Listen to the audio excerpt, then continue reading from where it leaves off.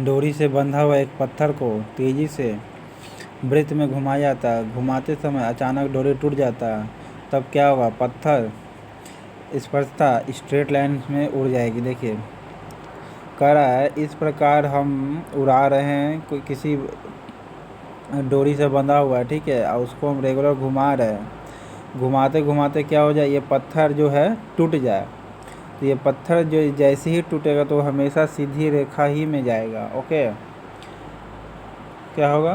सीधी रेखा में ही जाता है। पत्थर स्पष्टता रैखिकता उड़ जाती है। कैसे उड़ता है? रैखिकता, मतलब सीधे ही उड़ेगी। अगर हम डोरी को इस प्रकार उड़ाते हैं, इस प्रकार नचा रहे हैं, ठीक है, तो ये पत्थर जहाँ भी टूटेगा तो ये वेग जो पत्थर का जो वेग होगा या रैखिक कैसे उड़ेगा? रैखिक नुमा हो जाएगा। अंडा मृदु जल में डूब जाता किंतु एक सांद्र जल में नहीं तैरते रहता है। क्यों? क्योंकि जो सांद्र जल होता है उसका क्या होता है? अधिक होता है क्या? डेंसिटी। नमक का घोल घनत्व अंडे के घनत्व से अधिक हो जाता है, इसलिए वह तैरते रहता है। ओका, नमक यानी सॉल्ट के जो घोल होता है, सॉल्ट का जो सॉल्यूशन होता है उसका डेंसिटी अंडे का डेंसिटी से अधिक होता है। सॉल्ट का डेंसिटी जो होता है एक के डेंसिटी से अधिक होता है। सॉल्ट का जो डेंसिटी होता है एक के डेंसिटी से अधिक होता है। सॉल्ट का डेंसिटी से अधिक नहीं बल्कि कम होता है अंडा का, यानी सॉल्ट का डेंसिटी अधिक होता है अंडे का, इसीलिए वह तैरते रहता है अंडा में, जबकि मृदु जल में वह डूब जाता है। अंडा मृदु जल में डूब जाता है लेकिन नमक में क्यों घोलते रहता है? तैरते रहता है क्योंकि अंडे नमक के घोल का घनत्व अधिक होता है अंडे की तुलना में। नब्बे के घन का नमक के घोल का डेंसिटी अधिक होता है अंडे की तुलना में। नमक के घोल का डेंसिटी अधिक होगा, नमक के घोल का डेंसिटी का अधिक होगा। ओके, अंडे की तुलना में। अंडे भारी सतह पारंपरिक झिल्ली की तरह तरल व्यवहार करती है। जब नमक के घोल वाले जलीय विलयन का अंडे को डुबाया जाता है तो वह क्रिया द्वारा अंडे में उपस्थित द्रव नमकीन जल में आ जाता है, जिसके कारण अंडा सिकुड़ जाता है और जल में तैरने लगता है। किसी व्यक्ति को मुक्त रूप से घूर्णन कर रही घूर्णी मंच पर अपनी कोणीय वेग यानी एंगुलर मोमेंटम को, एंगुलर चाल को यानी कोणीय चाल को कम करने के लिए क्या करना चाहिए? अपने दोनों हाथ को खोल लेना चाहिए, अपने दोनों हाथ को बाहर तरफ फैला लेना चाहिए। ओके, अगर किसी व्यक्ति को मुक्त रूप से घूर्णन कर रहा है, अगर इस प्रकार वो घूम रहा है, ठीक है, तब वो अपने एंगुलर चाल को कम करना है, एंगुलर वेलोसिटी को कम करना है, एंगुलर मोमेंटम को यानी एंगुलर चाल को अगर कम करना है, ठीक है, एंगुलर वेलोसिटी को कम करना है तो अपने दोनों हाथ को क्या करना पड़ेगा? फैलाना पड़ेगा, तभी उसका एंगुलर मोमेंटम या एंगुलर चाल कमेगा। ओके, किसी व्यक्ति को मुक्त रूप से घूर्णन कर रहे मंच पर अपनी कोणीय चाल से कम करने के लिए अपने हाथ को बाहर तक फैला देना चाहिए। ओके, किसी व्यक्ति को जो घूर्णन कर रहा है और घूर्णन मंच पर अपनी कोणीय चाल कम करने के लिए कोणीय चाल यानी एंगुलर मोमेंटम कम करने के लिए अपने दोनों हाथों को फैला लेना चाहिए। किसको कम करने के लिए? एंगुलर मोमेंटम कम करने के लिए। किसको कम करने के लिए? Angular momentum. साबुन कपड़ों की बेहतर सफाई में क्यों सहायक होता है? देखिए साबुन जो होता है सरफेस टेंशन को बढ़ा देता है। ओके, सरफेस टेंशन को बढ़ा देता है कपड़े का, लेकिन खुद जो होता है अपना सरफेस टेंशन कम कर लेता है, ठीक है। सरफेस टेंशन जो होता है घोल पृष्ठीय तनन को कम करता है। घोल जो होता है पृष्ठीय तनन को कम करता है, यानी पृष्ठीय तनन को कम करता है, यानी सरफेस टेंशन को क्या करता है? बढ़ा देता है। ओके, घोल के पृष्ठीय तनन को कम करता है, घोल के पृष्ठीय तनन को कम करता है,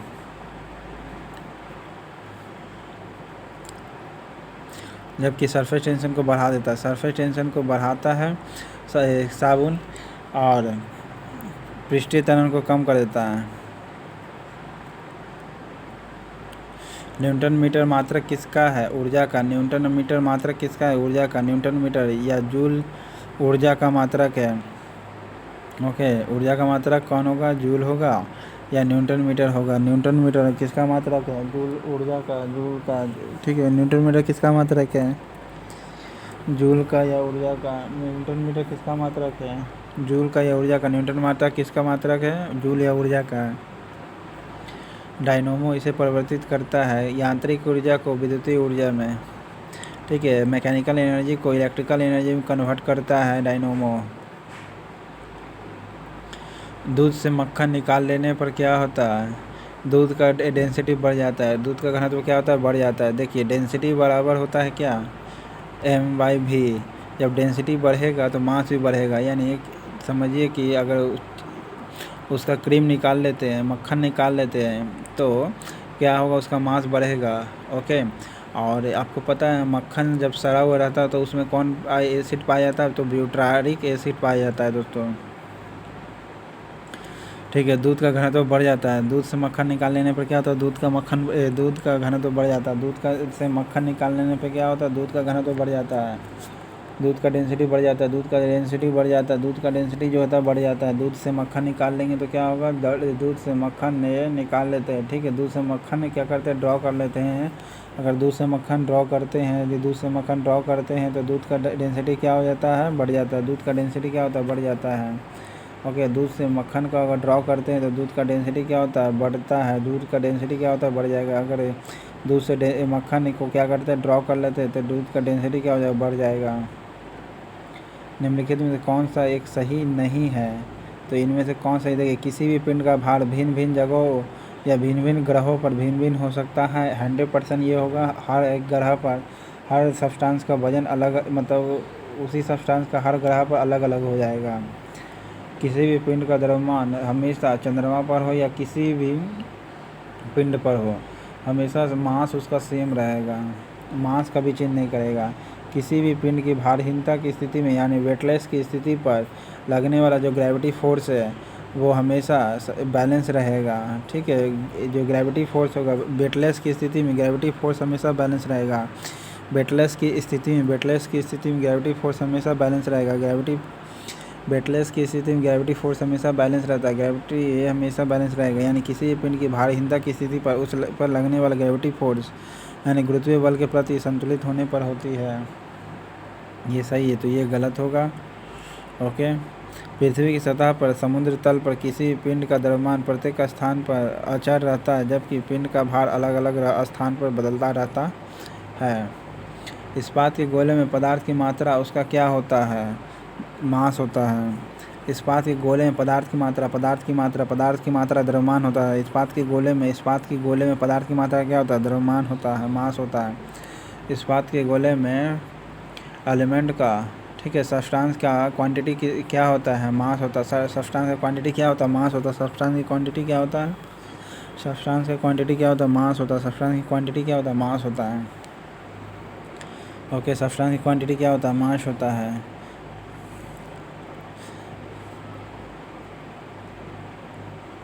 चंद्रमा वायुमंडल नहीं है, क्यों? क्योंकि जो वहाँ पर जो एटॉमिक पलायन वेग है, ठीक है, यानी फ्यूगिटिव वेलोसिटी जो है, वहाँ पर जो फ्यूगिटिव फ्यूगिटिव वेलोसिटी जो है उसका स्क्वायर ओरिजिनल वेलोसिटी से कम होता है। फ्यूगिटिव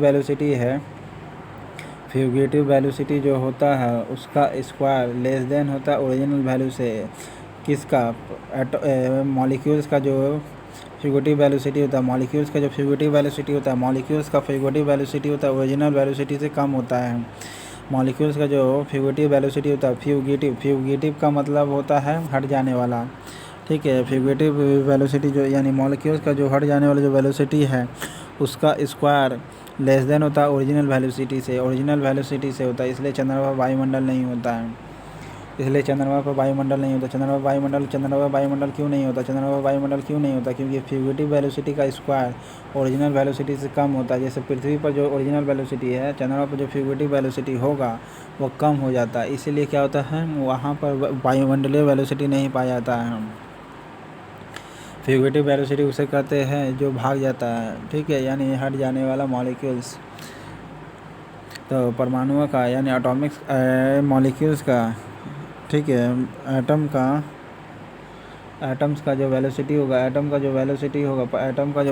होगा मॉलिक्यूल्स से या एटम का वेलोसिटी जो होगा ओरिजिनल वेलोसिटी से कम होता है, इसलिए उस पर वायुमंडल नहीं पाया जाता है। इसलिए वायुमंडल निम्नलिखित में से किस स्थान पर जी यानी गुरुत्वाकर्षण का मात्रा सर्वाधिक होगा? अंटार्कटिका के कैंप में, क्योंकि वहाँ पोल होता है। अंटार्कटिका के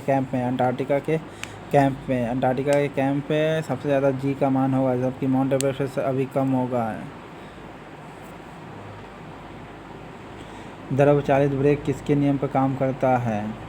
पास्कल के नियम पर काम करता है। द्रव चालित जो ब्रेक होता है किसके नियम पर काम करता है? लिक्विड जो ब्रेक होता है, लिक्विड में जो ब्रेक होता है किस लॉ पर काम करेगा? पास्कल के लॉ पर काम करता है। पास्कल के लॉ पर काम करता है। पास्कल के नियम पर काम करता है। आधुनिक द्रव चालित प्रणाली पास्कल के नियम पर आधारित होता है, जैसे हाइड्रोसिल्क प्रेस जो बहुत ही कम बल से अधिक भार उठाने में उपयोगी है, जो पास्कल के नियम पर आधारित होता है। किसकी इकाई न्यूटन मीटर नहीं है? देखिए, ऊर्जा का यूनिट न्यूटन मीटर होता है। ओके, वर्क गति ऊर्जा का आपका नहीं होगा, बल का नहीं होगा। सॉरी दोस्तों, सिस्टम में खराबी आ गया था। पास्कल के नियम पर द्रव चालित काम करता है। ओके, किसकी इकाई न्यूटन मीटर नहीं है? तो सिस्टम में खराबी आ गया था। तो आपका फिर से क्वेश्चन है, न्यूटन मीटर किसका इकाई नहीं होता है? देखिए, गति ऊर्जा का होगा, कार्य का भी होगा, ऊर्जा का भी होगा, तो बल का नहीं होता है। न्यूटन मीटर यूनिट किसका नहीं है? बल का नहीं होता है, फोर्स होता है न्यूटन का न्यूटन। बल का यूनिट कौन होता है? न्यूटन होता है। तो गति ऊर्जा का न्यूटन मीटर होता है। गति ऊर्जा का यानी काइनेटिक एनर्जी का यूनिट कौन होगा? न्यूटन मीटर होता है। काइनेटिक एनर्जी का न्यूटन मीटर होता है। तो वर्क का भी क्या होगा? न्यूटन मीटर होगा। एनर्जी का भी न्यूटन मीटर होगा। एक धावक लंबी छलांग लगाने से पूर्व कुछ दूरी तक दौड़ता है, क्यों? क्योंकि छलांग लगाते वक्त उसकी गति जड़ता को ज़्यादा दूर तय करने में मदद करती है। छलांग लगाते समय उसके शरीर का जो इनर्शिया है उसको ज़्यादा दूर करने में मदद करती है।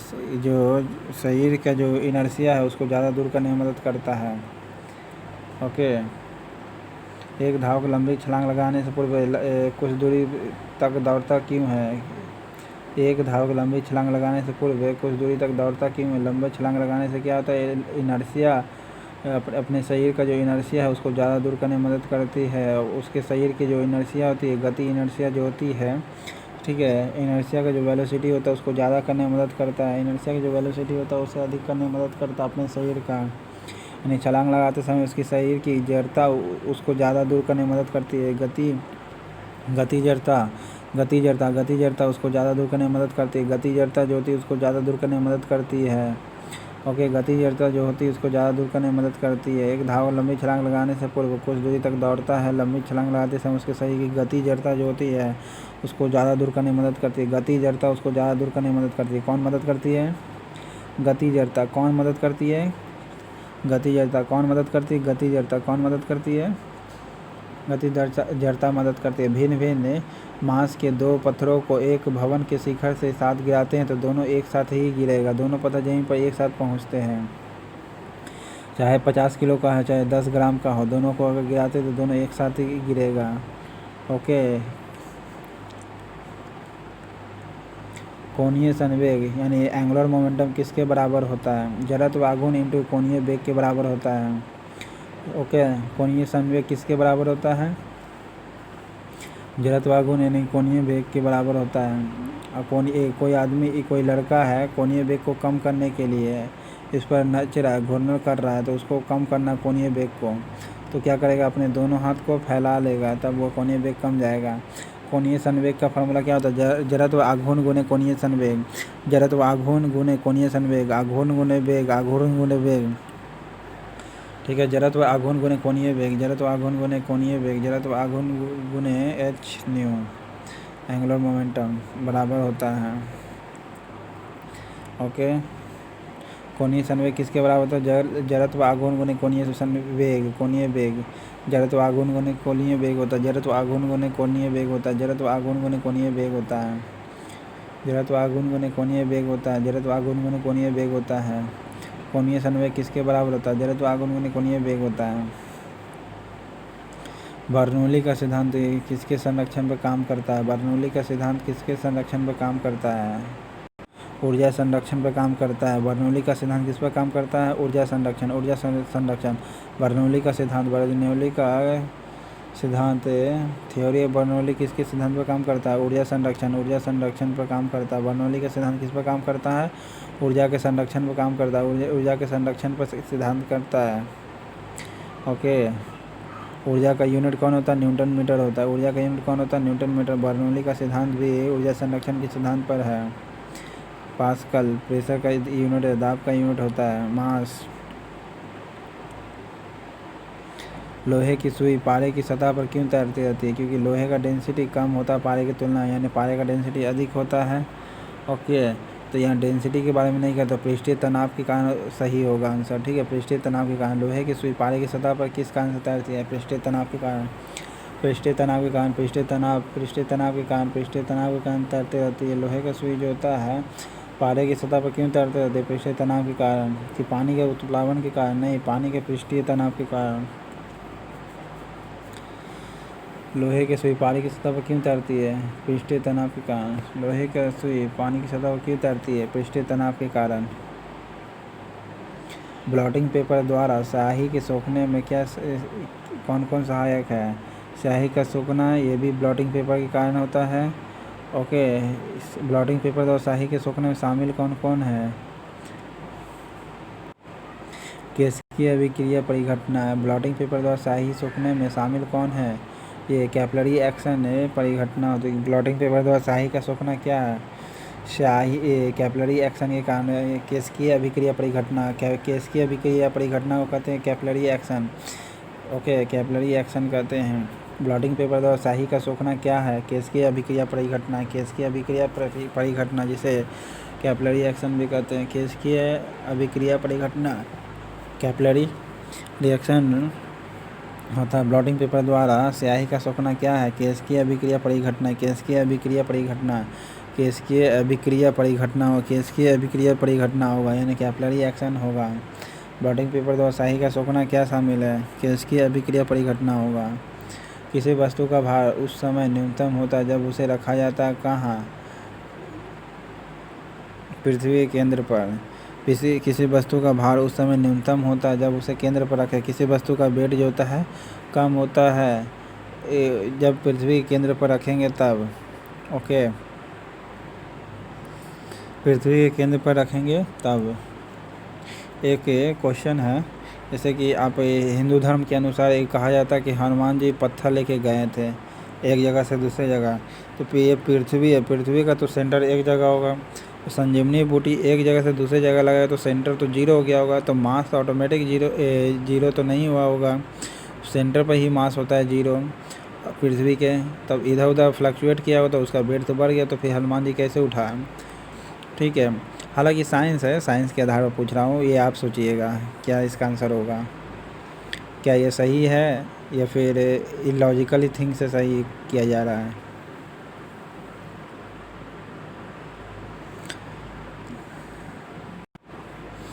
निम्नलिखित में किसने न्यूटन से पहले ही बता दिया था कि वस्तुएं पृथ्वी की ओर गुरुत्वाकर्षित होती है? तो ब्रह्मगुप्त ने बता दिया था। ब्रह्मगुप्त ने बताया था। किसने न्यूटन से पहले ही बता दिया था कि वस्तुएं पृथ्वी की ओर गुरुत्वाकर्षित होती है? वस्तुएं पृथ्वी की ओर आकर्षित होती है, न्यूटन से पहले बताया था। किसने? ब्रह्मगुप्त ने। किसने बताया था? ब्रह्मगुप्त जो 598 ईस्वी से 668 प्रसिद्ध भारतीय गणितज्ञ थे। वह गोरजा प्रदेश भीनमाल के अंतर्गत आने वाले प्रख्यात शहर उज्जैन के वर्तमान जो मध्य प्रदेश में है के अंतरिक्ष प्रयोगशाला के प्रमुख थे, और इस दौरान उन्होंने 2 विशेष ग्रंथ लिखे। ब्रह्म स्फुटित सिद्धांत, दूसरा खंड खादक या खंड खाद पद्धति लिखा। यदि एक पेंडुलम से दोलन करने वाली घड़ी को पृथ्वी से चंद्रमा पर ले जाए तो घड़ी की क्या होगा? सुस्त हो जाएगा। यदि एक पेंडुलम से दोलन करने वाली घड़ी को पृथ्वी से चंद्रमा पर ले जाते हैं तो घड़ी क्या होगा? सुस्त हो जाएगा। घड़ी क्या हो जाएगा? सुस्त हो जाएगा। घड़ी क्या हो जाएगा? सुस्त हो जाएगा, यानी ग्रेविटेशन उसका घट जाएगा।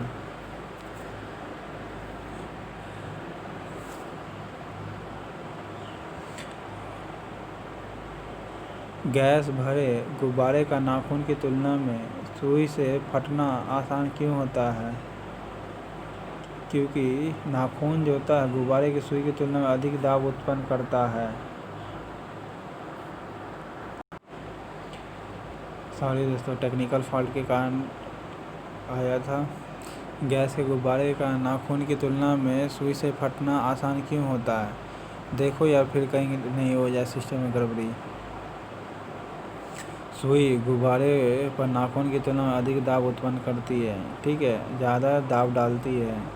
अधिक दाब सुई जो थी गुब्बारे पर नाखून की तुलना में अधिक दाब डालती है। सुई डालता है, ना कि नाखून डालेगा। ओके, सुई गुब्बारे पर अधिक दाब डालती है, इसलिए जल्दी फट जाती है नाखून की तुलना में। सुई गुब्बारे पर अधिक दाब डालती है। सुई गुब्बारे पर अधिक दाब डालती है। सुई गुब्बारे पर अधिक दाब डालती है। सुई गुब्बारे पर अधिक दाब डालती है। सुई गुब्बारे पर अधिक दाब डालती है, इसलिए अधिक दाब डालती है। सुई गुब्बारे पर नाखून की तुलना में अधिक दाब डालती है, इसलिए गैस भरे गुब्बारे का नाखून की तुलना में सुई से फटना आसान होता है। ठीक है, गैस भरे गुब्बारे का नाखून की तुलना में सुई से फटना आसान होता है। सुई गुब्बारे का नाखून की तुलना में अधिक दाब उत्पन्न करती है।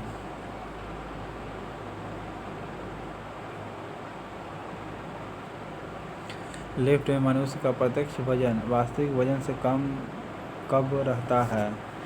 जब वह नीचे की ओर तेजी से आती हुई रहता है, जब लिफ्ट समान गति से नीचे की ओर आ रही है तब। ओके, क्रिकेट की गेंद को किस कोण से मारा जाए ताकि वह गेंद अधिक दूरी तक जाएगा? तो 45 डिग्री पर मारना पड़ेगा, ताकि गेंद अधिक से अधिक दूरी पर जाएगा। ठीक है, 45 डिग्री पर मारेंगे, 45 डिग्री से मारेंगे, 36 के 45 डिग्री से मारेंगे, 36 से 45 डिग्री का कोण बनाएंगे, तभी गेंद अधिक दूरी तक जाएगा, अधिक दूरी तक जाएगा। Okay, U square into sine 2Q/G होता है। रेंज बराबर कार्य का मात्रक क्या होता है? कार्य का मात्रक क्या होता है? जूल। कार्य का मात्रक क्या होता है? जूल होता है। वाट किसका होता है? पावर का या सामर्थ्य का।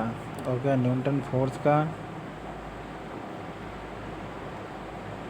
प्रकाश वर्ष मात्रा का दूरी का कौन सी मात्रा है? इनर्शिया यानी जड़त्व का माप है, तो द्रव्यमान होगा। जड़त्व का माप कौन होता है? जड़त्व का माप कौन होगा? जड़त्व का माप कौन होता है? द्रव्यमान होता है।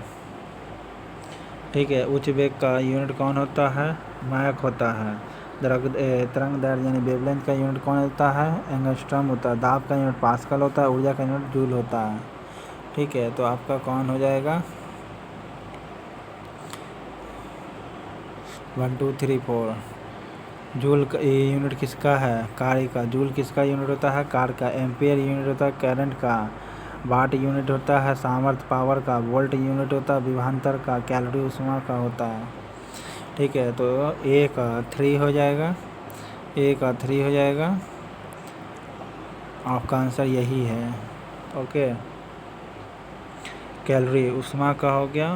कैलोरी ऊष्मा का यूनिट हो गया। ऊष्मा का यूनिट कौन? कैलोरी हो गया। ऊष्मा का यूनिट कौन हो गया? कैलोरी हो गया।